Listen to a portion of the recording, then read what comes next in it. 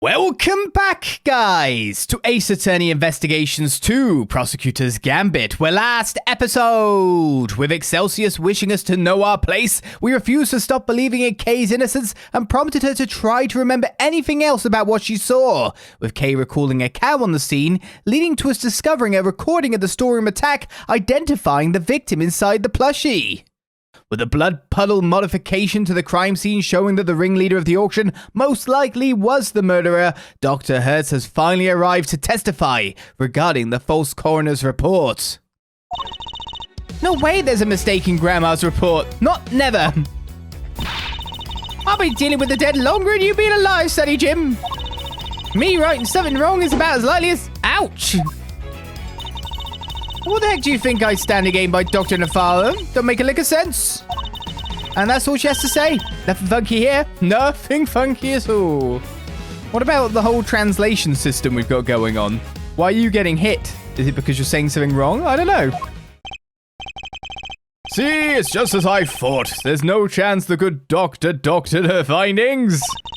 And you swear by the holy goddess that this testimony is true. Of course, Grandma's never told a lie in her... Objection! I doubt that. Been a long life. Your opinions are not necessary, Nurse Needler. Your grandmother is the subject of this inquiry, not you. Not necessary? That's not fair. I'm the only ally poor Grandma has. Go ahead and shout objection left and right. You best be prepared then, Mr. Ex-Prosecutor.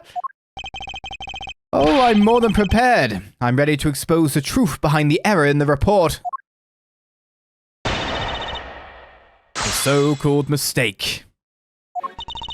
No way there's a mistake in Grandma's report. Not never. Hold it. Never? You're saying that Dr. Hertz is infallible. She has to be. A doctor can't afford to make mistakes. Even a veteran like Grandma would be out of a job if she messed up even once. So there's no way she of all people would... I've got a whole hospital relying on me. Might be you can bundle your work and survive, mister, but I can't. I'll be dealing with the dead longer than you've been alive, Sonny Jim. Hold it!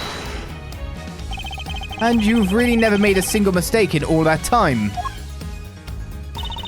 Doctoring's all about experience. The longer you've been at it, the better you get. If only the same were true of prosecuting, Chairman Winner would be the best in the business. But I think we can all agree that's not the case. Oh, you really are a devil, Miles. But you're also quite wrong. I've never once made a mistake either. After all, I have people to do that for me. I'm too busy for foul-ups, and luckily for me, I don't have to make them. Isn't having people just grand?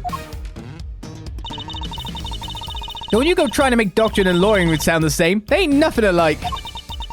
Nothing alike, I tell ya. Me writing something wrong is about as likely as... Ouch! Hold it! So there's something wrong with this statement. The victim appears to have put this raincoat on after sustaining the head injury. And yet there was not a single drop of her blood in the chest area of the raincoat. Therefore, she must have been hit in the head before she was stabbed in the chest, making it pre-mortem. Oh, that's... Ouch! I don't need you to teach me how to suck eggs, young man. My damn report already says what you just said, don't it? Objection! Your report states that the head injury appears to have been sustained post-mortem, which is the exact opposite of what I just said. Oh.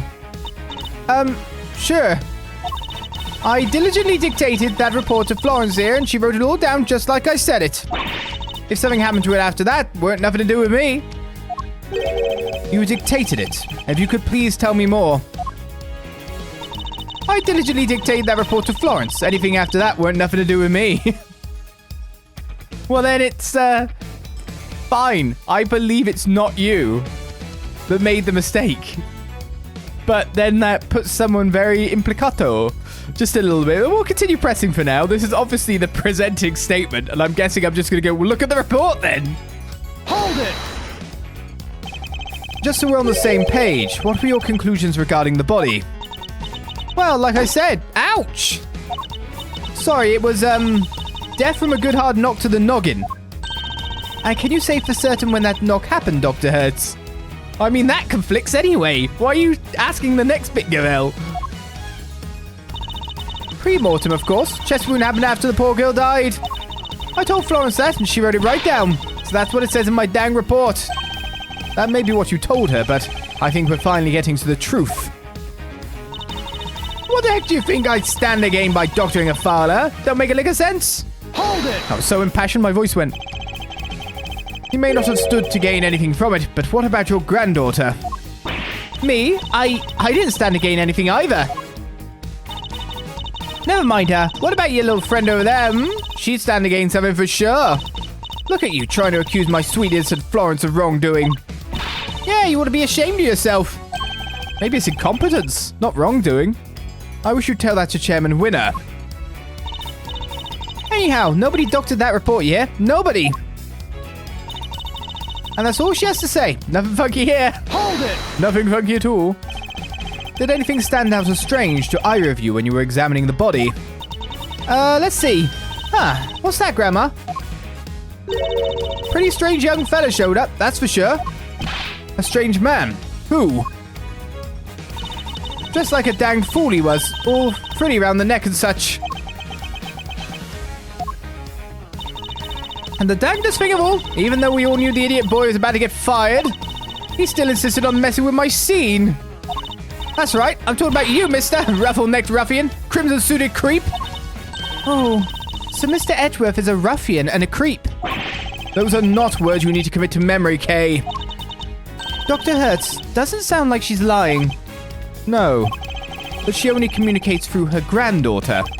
I should probably try to make sure that Nurse Needler is being truthful too. Which we know... Well, we don't know. Is it maleficent? Or is it negligent? Or is it incompetence? I don't know which. But let's prove that that's wrong to begin with. Objection!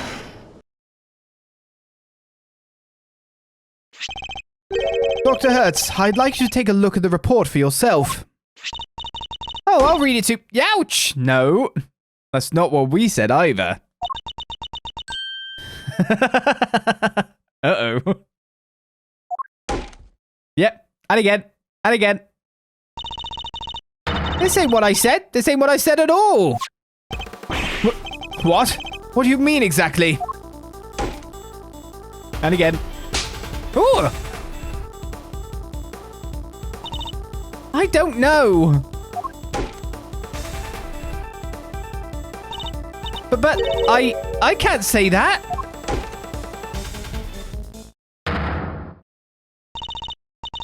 Miss Needler, if you are attempting to bury Dr. Hurst's truth, I will gladly hear a confession myself on behalf of the Goddess of Justice. Yes, I think someone should take over. Dr. Hurst seems to be telling Judge Gavelle something in private. What? I see. Very well. Allow me to relay to everyone what you have just told me. Ain't no doubt about what I said. I dictated my findings to Florence, just like I told you I did. The fuddle-headed young thing must have wrote it down wrong or something. Wow, that was a great impression. Yes, but was it really necessary? So in summary, there is an error in the report. And it was all because of you, Nurse Needler.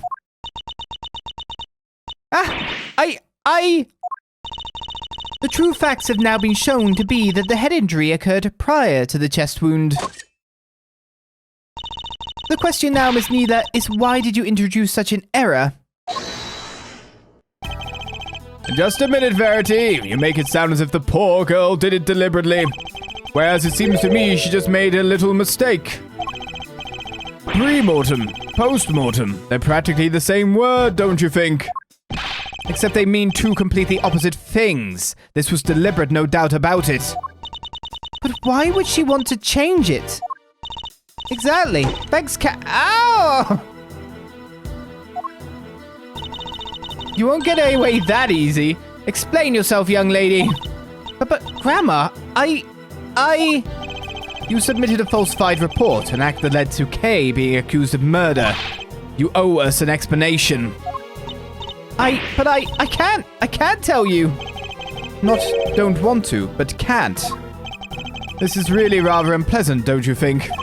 And ganging up on this poor, considerate girl who's only looking after her grandmother.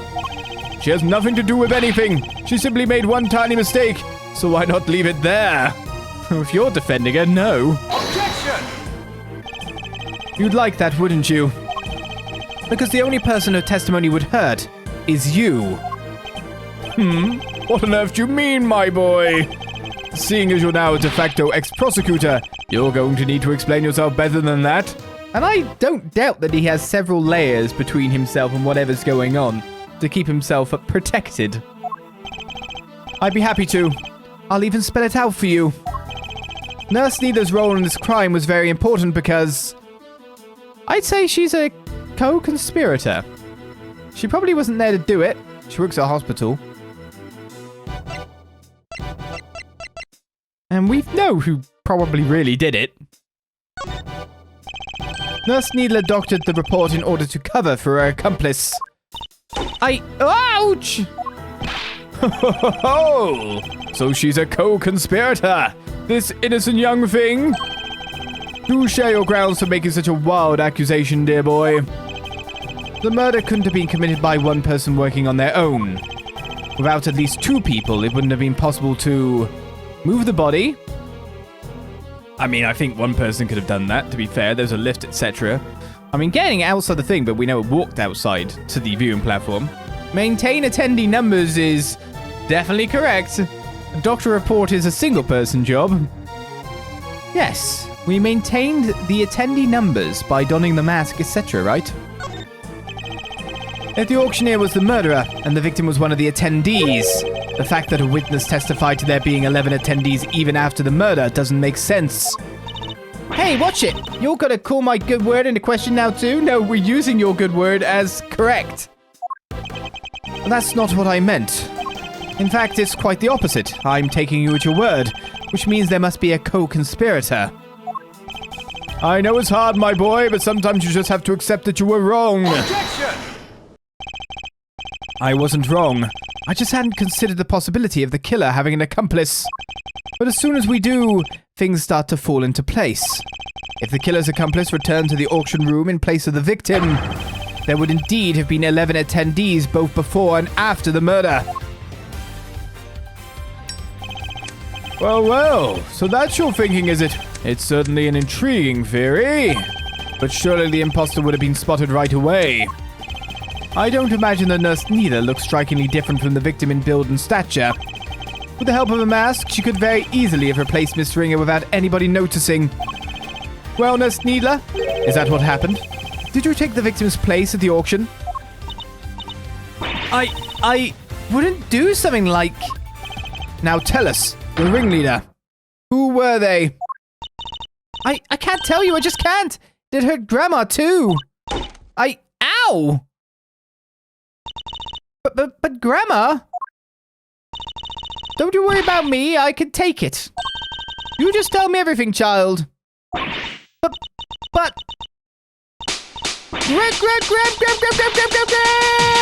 Grandma! Okay. So I was right. She was an accomplice. Miss Needler, why? Well, Miss Needler, can you explain yourself? Oh, you put the hair back? Yes. Oh, thank you, Grandma, but I'm all right now. I confess it, I changed places with Miss Ringer. So you admit that you were working with the ringleader? Yeah, I was helping them. I don't know how, but they found out Miss Ringer was going to attack them. The culprit was going to be attacked by the victim. They seemed pretty sure it was going to happen that night, so they made a counterplan. They wanted to strike first, and they wanted me to help them. I was told to go to the storeroom before the auction began and wait there. Now hold on right there, Missy. I didn't see nothing. My eyes don't lie. If you'd been there from before the auction, I would have bumped right in here. I was there the whole way through, and you weren't there for a bit of it. But I'm not lying. Well, that's easy for you to say, but you were lying about altering that report only a few minutes ago. Objection! I think we're all well aware of the number of potential hiding places in that storeroom. Are we? Where exactly are you trying to say our friend the nurse was hiding, huh? Nurse Needler hid here while she was waiting in the storeroom. There we go, there's good evidence. Box in which the killer hid the body. Traces of blood were detected inside. You were inside it the whole time, were you not? Take that! She's inside this clothes box. Oh, she did she? Huh, well, it was there the whole time, even before I moseyed on him. But like I done told you, it had all them chains around it. Wanted to hide in there myself, really, but it was locked up tight, so I had to go elsewhere. I imagine that's because Nurse Neither was already lying in there by the time you arrived. That's right, we didn't want anybody to open it, or it would have really blown our cover. So the ringleader told me to climb in and wait until it was time for my part of the plan. And then they wrapped the whole box up in chains. Flippin' hell, you were fine with this? I think they took the elevator downstairs not so long after. It was just before the auction was due to start. So as the auction was beginning, you and Miss Hart would have been the only people in the storeroom. Yeah, I think so. The auction proceeded as it always did. Until a certain customer came upstairs to complete a purchase. That was when the incident occurred. Miss Hart overheard the victim and the culprit exchanging words around then. You betcha! I was behind that statue there, shaking like a down leaf the whole time. In the middle of their quarrel, Miss Ringer was killed by the auctioneer. I imagine that the auctioneer then carried Miss Ringer's body over to the clothes box, from which Nurse Needler emerged and swapped places with the victim. After placing Miss Ringer's body inside the box, Nurse Needler's role now was to pretend to be Miss Ringer. The two of them then returned to the room below as if nothing had happened. Does that about sum up what happened in the storeroom, Nurse Needler? Yes, in fact, that's exactly what happened. Hold up, so you just waltzed right back on in and nobody noticed? This is two completely different people we're talking about. You're telling me not a one of the other folks down there at the auction cottoned on? Why would they? The other auction goers had no reason to notice the difference when Nurse Needler entered because, they stripped Rosie, most likely. She has stolen the victim's clothes. She was using the victim's name, doesn't matter because they wouldn't have named themselves as an anonymous auction. She was imitating the victim who would require her to have stolen the clothes and taken the mask. As we've seen, Miss Ringer and Nurse Needler are about the same build. What's more, the auction rules required attendees to wear their masks at all times. If Nurse Neither were wearing the same clothes as Miss Ringer, nobody would have been any the wiser. No, and they weren't. I borrowed Miss Ringer's clothes and ouch! And left the poor child in a smalls? Have you no respect, girl? No, Grandma, I thought the same thing. It wouldn't be nice to leave her like that. So when the ringleader wasn't looking, I put that raincoat on her. So that's how Miss Ringer came to be wearing it. Plus, the auction was able to carry on as before. Guess the part where I caught the red raincoat on film came just after. Yeah, must be. Then it all makes sense.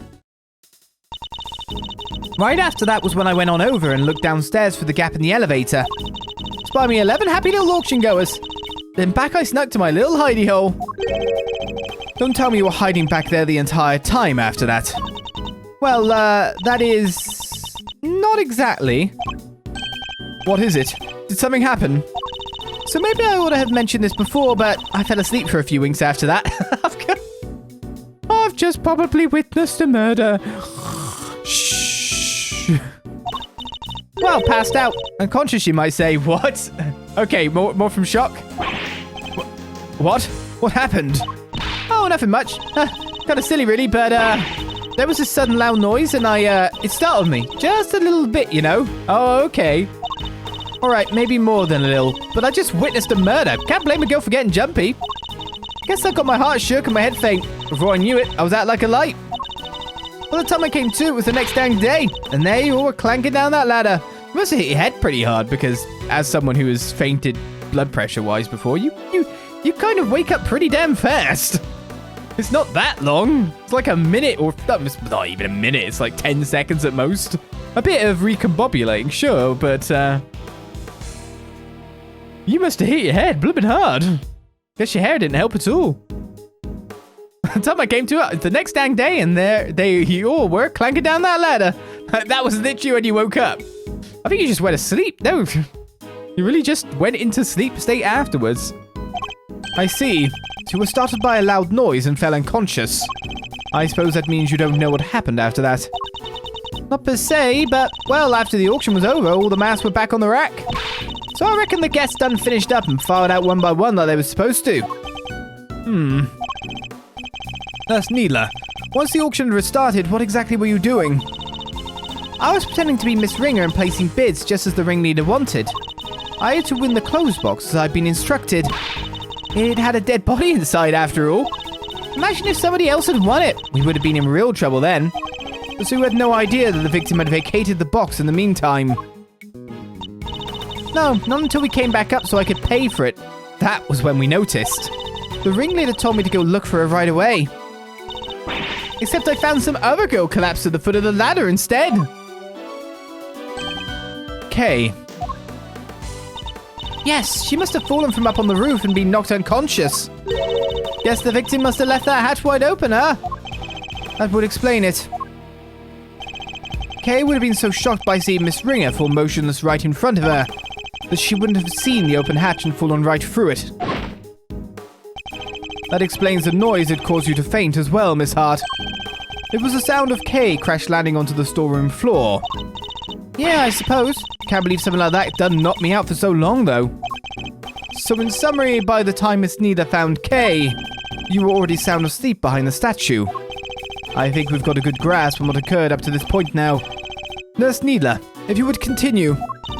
Sure, so I found Kay, and next I found Miss Ringer, and I put them both in the clothes box. Both of them.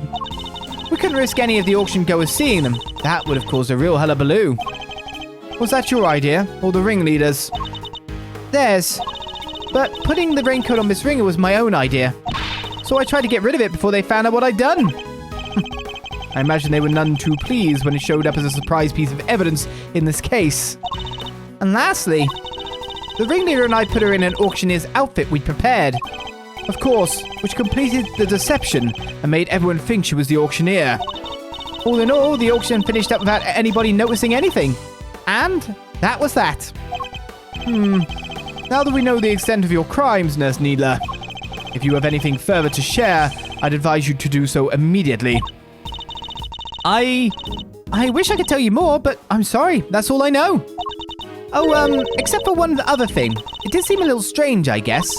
When I was borrowing Miss Ringer's clothes, I took everything I could, but I couldn't take her hair, obviously, so... Ouch! You're damn right you couldn't take her hair. What kind of medical professional are you? That's where you draw the line. So taking her clothes was okay. Our hair was totally different. The style, the length, everything. I kind of panicked.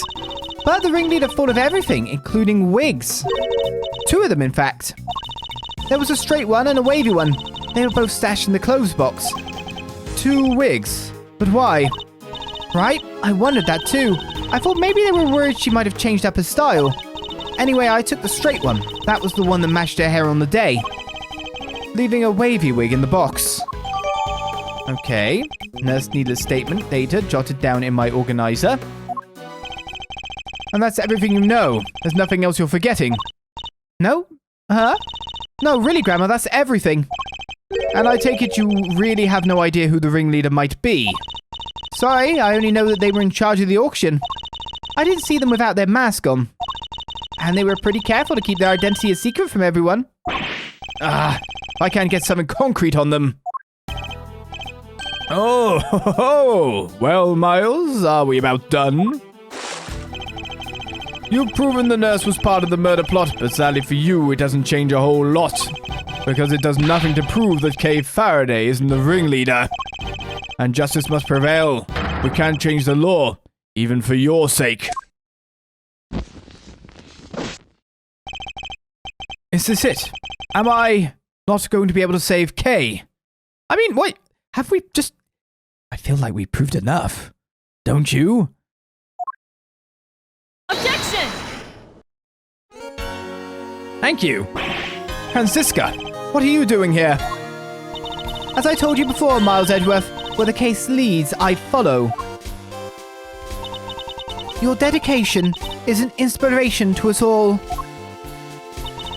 Don't go getting the wrong idea, little brother. I'm only here to deliver the truth regarding the suspect. I'm certainly not here to forgive you for abandoning the way of the prosecutor. I understand that. You should thank your former subordinate for what I'm about to share. In his desperation to help Kay Faraday, he gave me a valuable piece of information. Detective Gumshoe did that. Prepare yourself, Miles Edgeworth, for the final piece of the puzzle. Rosie Ringer's head wound was the first of the injuries she suffered, not the second. Oh.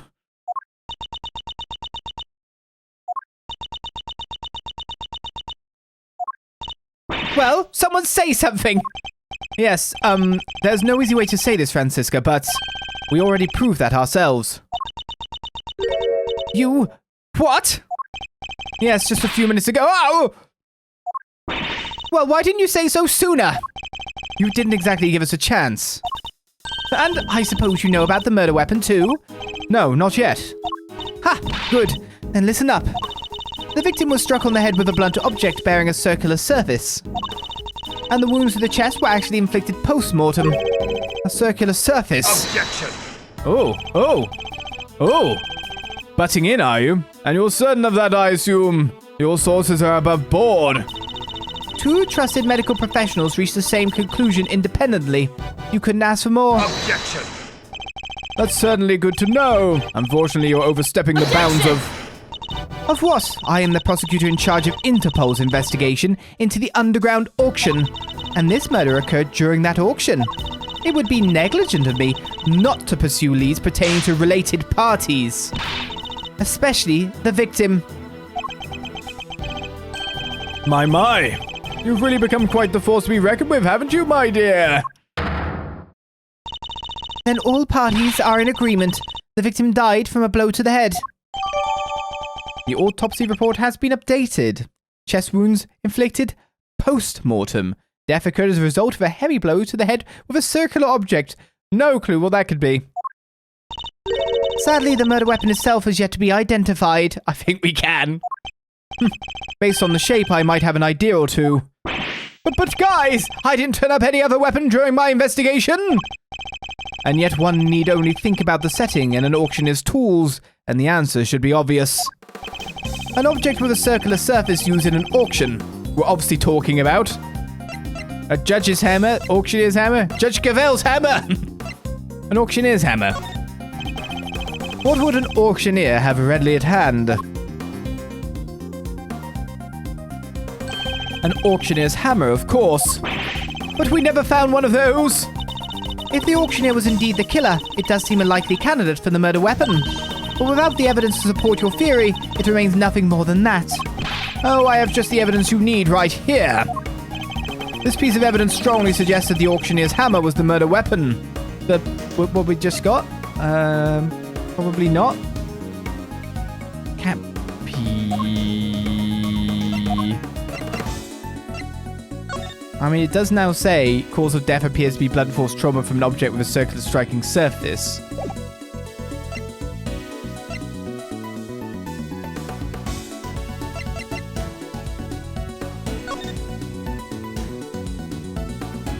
It's probably this then.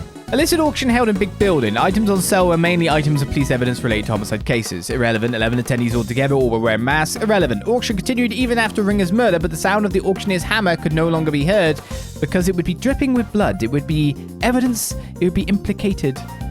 I could just imagine the trace evidence of the whacking of the head being put down on the table down here after. It probably wouldn't go too well, but to be honest, putting the body on it would most likely cover that up, to be fair. And that's just about how you swap places with Rosie Ringer. Right. I guess it's this. Take that! Miss Hart told us something very important about the auction after the murder occurred. She said that the very prominent sound of the auctioneer's hammer could no longer be heard. Now, why would that be? I'll tell you why.